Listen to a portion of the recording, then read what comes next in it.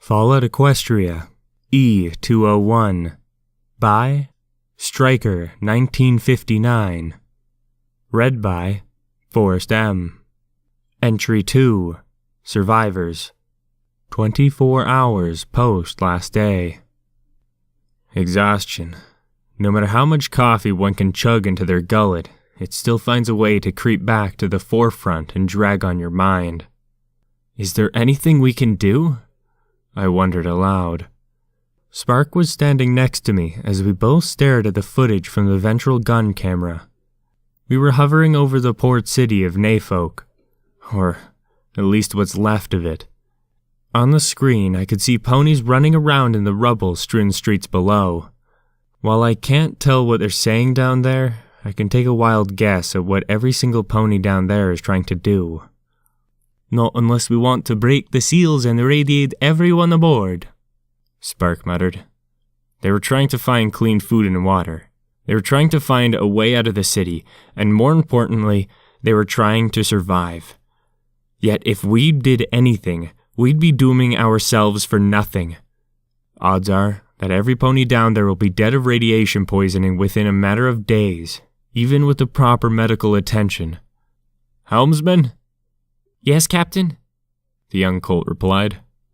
I sat down in my chair and knew that my grim facial expression was on display for all to see. There's nothing that we can do here. Get us out of here. Patrol Picket E-201, Captain Steadfast commanding, Equestrian Royal Navy. Captain's log, 2 weeks after apocalypse. I know that it's Navy protocol for officers to keep a daily log of events and occurrences, in addition to inspection reports and the like. But to say that we've done poorly at enforcing that protocol in light of recent events can readily be forgiven. Our team of mechanics have kept 201 running properly, especially impressive given the circumstances.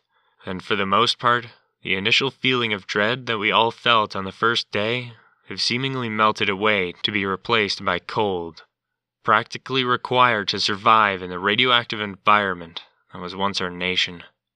That being said, the last 2 weeks haven't been uneventful. Within hours of the last bombs falling, the cloud cover over the country became total, leaving Equestria looking like a shade closer to gray. But it obviously wasn't the result of the bombs from what we can ascertain. It appears that in the aftermath of losing Cloudsdale, the entire Pegasi population broke away from our millennia-old nation and sealed the clouds to prevent radioactive fallout from reaching the surviving Pegasi. 7 days, post last day. What is it now, Spark? I groaned as I walked onto the bridge. We're not alone, Spark answered, pointing to the comm station. We've been picking up on Pegasi radio chatter for the past half an hour. What are they saying? I asked. By this point, we'd assumed that the Pegasi were responsible for the massive cloud cover over the country, but hadn't seen or even heard from any Pegasi since the bombs fell. Take a listen, Spark said as he hit the switch to the bridge speakers. Say again, Overcast. Your signal's garbled. I said that the cloud cover is still intact over the heartland, with no signs of radiation bleeding through. Overcast, I muttered. That's a thunderhead. Comms, open a channel. I got a thumbs up from the comms officer as the broadcast light lit up on the terminal. Overcast, this is Captain Steadfast of the Naval Picket E-201. Can you hear us? We stood in silence for 5 minutes, receiving only static on the channel that the Overcast was broadcasting on. I don't think they can hear us, Spark whispered in my ear. Overcast to command. Is the general available? Just a moment, Overcast. The radio gave off a static for a few seconds before coming alive once more. Overcast, this is Spitfire. What's the situation? Sir, we've received a radio message from the captain of a Navy airship, hull number E-201. What should we do? Ah, son of a bitch, they heard us, said Spark. You know the protocol, Captain. Don't respond and continue with your current operations." Did my ears just deceive me? I asked Spark. My first officer simply shook his head. I don't think they did. That's it then, I muttered. We're all alone.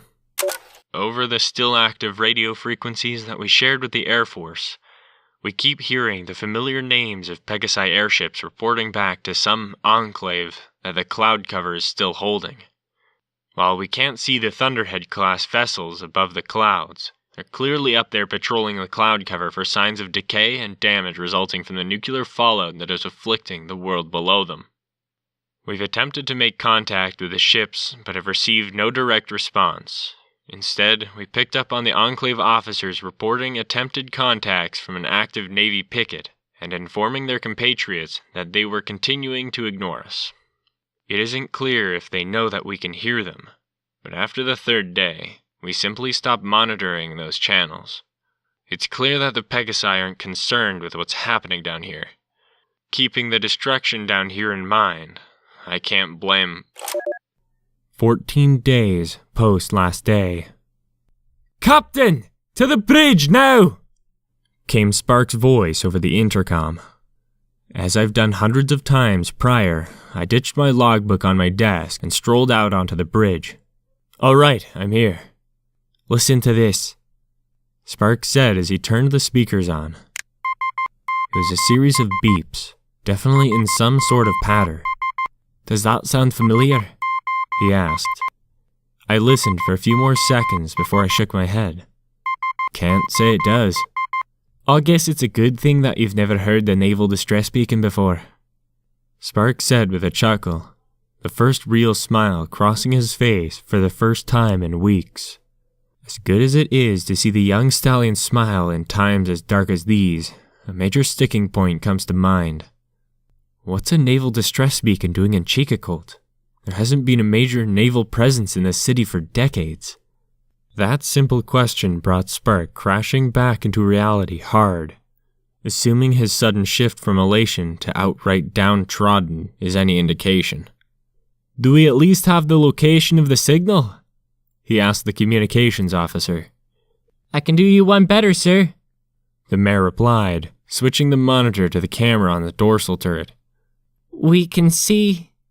She stopped as they looked up at the screen. I would have added something myself, but I was just as confused. In the middle of a large scrapyard a few miles away on the Chicacolt River was a ship. Not an airship, but an actual ocean-going ship. Even at the distance to the craft, I could make out the outline of the guns lining the deck on the screen. "Commander, I believe it's safe to say that I may stand corrected." "Agreed," Spark noted. "Helm, set the course for that salvage yard." As I hopped into my chair to ensure I was on the bridge when we got to the yard, I started thinking back on my history classes at the academy. If I remember correctly, there was some sort of blunder many years ago, where a retired cruiser, the Chicacolt herself if I remember correctly, was sent to some small-time scrapyard to be broken up instead of one of the propeller navy yards. But I was under the impression that the Navy paid the yard to cut the ship up anyway. It only took us a few minutes to reach a position over the yard, and the gun camera revealed a new mystery. The cruiser down in the yard, up on stilts and all, was in fact the Chicacolt, if the name painted on the side wasn't any indicator.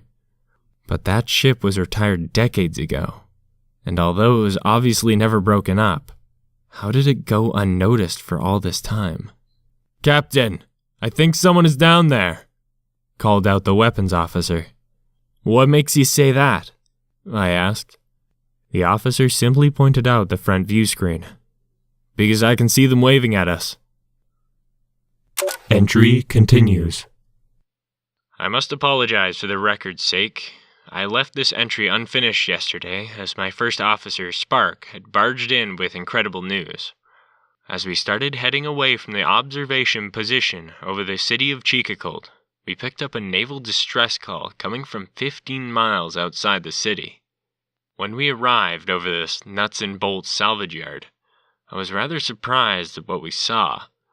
On stilts, overlooking the river, was an old protected cruiser, the Chica-Colt herself, guarded by a squad of Royal Marines. While I have no idea how the old cruiser was still intact many years after its official retirement, the Marines were more than welcoming when we put down and went to investigate. For our luck, the radiation around the site was just above background, so we would likely be fine here as long as it stayed that way. But those Marines were but a sign of something far greater. In the office was a hidden passage that took us to a vast military bunker beneath the yard. I met with the commanding officer, a young stallion named Porter. As it turned out, he was handpicked to lead this cold storage initiative developed in the cooperation between Ministries Applejack, Sparkle, and Commander Meteor Shower of the Royal Guard. He had been handpicked by the renowned commander for his position in what is easily one of the most unusual projects I've ever seen. It's not the equipment that this unit had been allocated that has me raising an eyebrow, but what they've been assigned here to protect cryopods. And there's hundreds of them lining the lowest level of this complex. From what Porter has told me, they were based on the prototypes constructed for Stabletech. But these are an improved version that include lead lining to prevent radiation from affecting the occupants, air and water filtration systems, and non-perishable food stores capable of lasting up to 5 years if properly rationed amongst the facility's maximum population of 750 souls. With a battalion of 499 and 20 scientists, I can see those stores lasting far longer. But I can't say I'm not a bit concerned. From what I can ascertain, by reading through the personal files and discussing the project with Porter, every single pony in this facility isn't leaving anyone behind.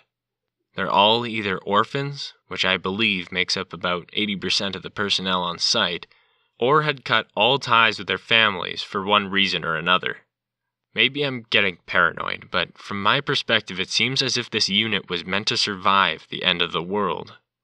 They had no ties to what was lost that would cause them to abandon their posts, and they can extend their supplies indefinitely through the use of cryogenic technology in the facility. The officers here were all selected by Commander Meteor Shower because they were not standard. In addition to lack of connections, these ponies were all incredibly smart and creative. In the world we see now, those skills and traits make these ponies worth their weight in gold. And this project had advanced by leaps and bounds in the 9 months since the commander signed the agreements with the ministries for funding and technical support. I wonder, but with this position close to the princesses, did the commander know that it was a matter of time before the zebras decided to use balefire weapons? Did he see something that suggested ending the world was the end to the war that the zebras were aiming for? I can't say for certain, but by appearances, it certainly looks like this project was established in preparation for a future outcome that left Equestria in ruins. The facility staff had already set to work in aiding our repair crews to make welcome modifications to our NVC systems to ensure that they continued to work. From what the lead scientist has told me, the external filters to the system are at 70%, plugged with fallout material. They're taking improved filters from the facility and they're fitting them in place of the stock equipment. From what I'm told, while we will have fallout material that sticks to the filters, we'll actually be able to clean them using either compressed air or one of the air talismans that they're supplying. We've also received a water talisman to augment the filtration system. With that, we shouldn't have an issue supplying fresh water for our crew. And Porter happily restocked our food stores from his sizable stockpile. While the stuff isn't all that tasty, the sergeant in charge of my onboard Marine contingent assures me that he can prepare the rations in such a way that they're more palatable. Hopefully he's right, because I doubt that the canned bread has gotten any better since I was in boot camp. In the meantime, we'll use this facility as a base of operations. There are a number of other facilities in the region that we can search for both supplies and signs of survivors. With that in mind, we'll keep up with reports, but I've ordered all crew to reduce the interval of personnel logs to at least once per week. While they'll likely never be read by the brass, I want to ensure that we keep track of what happens as we navigate this strange new world that we find ourselves in. Maybe what we write here will help those who come after us to understand our struggle and inspire them to ensure that our world never suffers another fate quite like this one.